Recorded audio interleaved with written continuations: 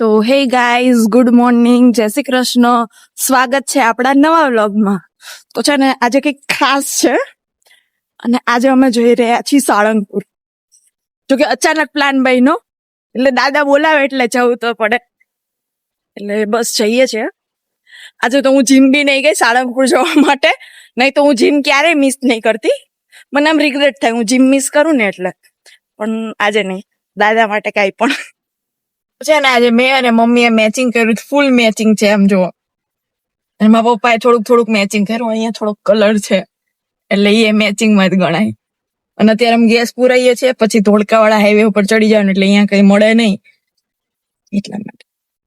તો છે ને અમારે ડ્રાઈવર બદલાઈ ગયા છે. હવે ડ્રાઈવર છે શ્રી મહાલતાબેન. મમ્મી કઈ કેશો? ના, ગાડી ચલાવીએ છીએ. થોડોક ડર લાગે છે પણ વાંધો નહીં આવે. ના આવડે જ છે એમ તો. જો કેવી મસ્ત ચલાવે. અને પપ્પા વાય બેઠા બેઠા મોજ કરે. આપણા મોજે દરિયા હે. અને મેં તો છે ને પિકનિક ઉપર જતા ને એવી રીતે ને બટેકા પૌવા અને મમરા ને એવું બધું ભરાવડાવ્યું. ગાંઠિયા ખાવા ન પછે. જો ગાંઠિયા તો મારું હોય જ, પણ ના ધોલેરા વાળા રોડે કઈ આવતું નથી. હોટલ બોટલ કેવું કઈ આવે ના આવે. ઇસ્કોન ના ગાંઠિયા આવશે. ઈ તો છે ક્યાં, બરવાડા પાસે.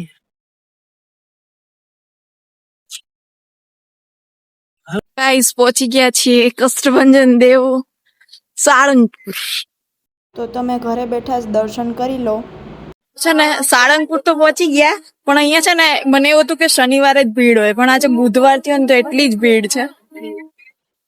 છે ને અમે અત્યારે આવ્યા છીએ કુંડળ, અને એટલી મસ્ત જગ્યા છે ને, એટલી મસ્ત કે આટલો બપોરનો 1 વાગ્યો છે અને તોય છે ને આમ તડકો એટલો લાગતો નથી, કારણ કે અહીંયા બહુ જ આમ ઝાડવા ને એવું બધું છે ને એટલે.